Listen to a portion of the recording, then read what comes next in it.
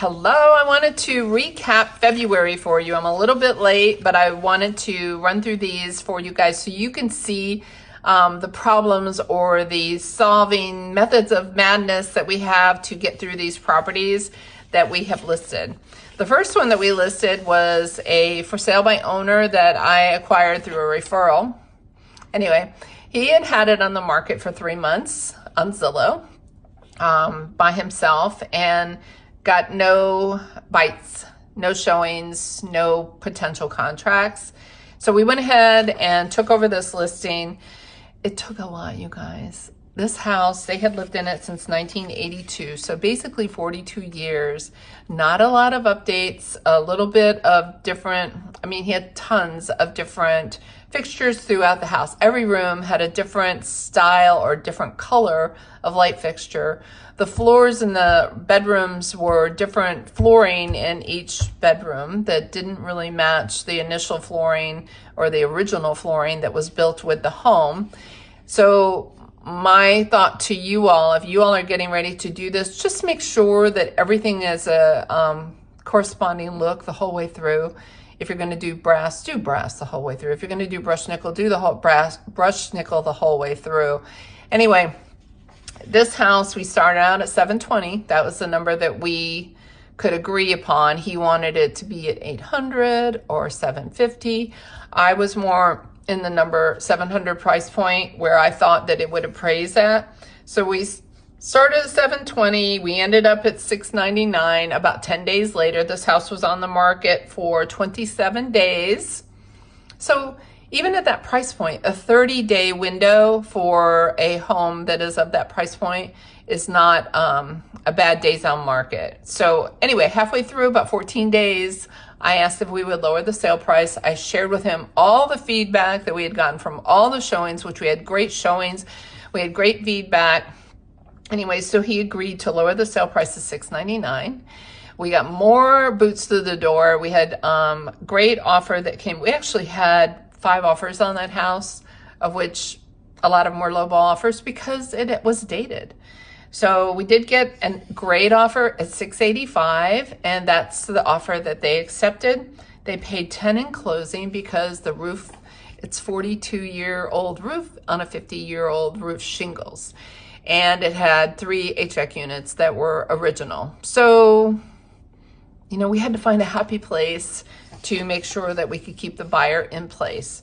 So anyway, these guys, after 42 years, walked away with $675,000 that they basically could pay off their new home mortgage that they had bought a couple months ago. And hopefully somebody's happy. I'm not sure if everybody was happy. The wife was happy. Then I wanted to share with you, we have another listing in North Stafford that these guys did everything I told them to do. They were my clients, came here in 2018, bought a colonial in North Stafford. They paid $341 for it. They were also compensated $7,000 by the sellers at that time for their closing costs. And we listed it in 2024 for $500,000, for $500,000. So they basically walked away with $172,000 in equity in 7 years. Anyway, this was tremendously less painful than the FSBO.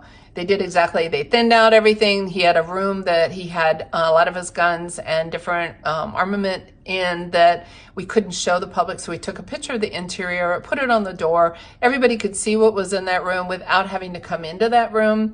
We got a beautiful full price offer. They did not pay the buyer's closing costs. And we closed and were able to give them a rent back, get them a rent back for almost 2 weeks. So they were able to get all their stuff packed up and then move into the new construction home and live happily ever after. They played by the rules. All right, the next one we have is a townhouse that I have a buyer for that was a referral from Florida, which I love referrals, you guys. They're such an honor to receive, knowing that an agent is sending me someone that he loves and trusts to someone that he trusts us to take care of these people. that this was a townhome that was not listed in our MLS because the agents are not local. So I really feel like we won this deal. We were so lucky because there was no competition, because nobody knew about it, because they didn't put it in our MLS.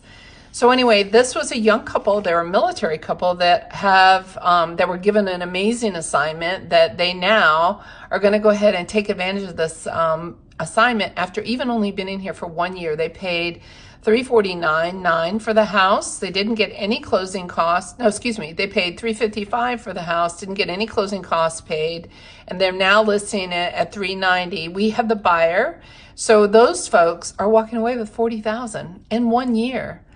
Can you imagine if they paid rent? They wouldn't have anything. So anyway, good deal. We were excited to get and win that one, but that's only because, honestly, I swear it wasn't listed in our MLS. We just found it. Somebody found it in the party. This lady's friend found it for her. And just because it was in Zillow, we were able to do the research and find the listing agent, which was more down towards Williamsburg. So if you list with an out of region agent, you're crazy. You need to list with a local agent. It needs to go in our MLS and thus be marketed to 50 zillion other people. So count my blessings on that one to have won that one. We have another another buyer that we worked with that was a mother that was moving here to be closer to her son and his family. Lesson from this one is, you know what, you guys? You may think you're going to pay cash, and you may have all your money, and you may have lots of money, but things don't always work out that way. So go ahead and get a pre-approval for a loan and make sure you understand everything it's going to take to gather funds. It's not easy, and it's a pain in the butt to do the paperwork and get the paperwork documents that any lender might need. But this ended up being, it was started out to be a cash deal. The house in Florida didn't get on the market in time. They weren't ready, so they didn't have the cash or the proceeds from that house to move forward with the purchase here, so they ended up getting a loan. And then they ended up having to have a co-signer. And what else could have gone crazy? Oh, they ended up having to have a power of attorney.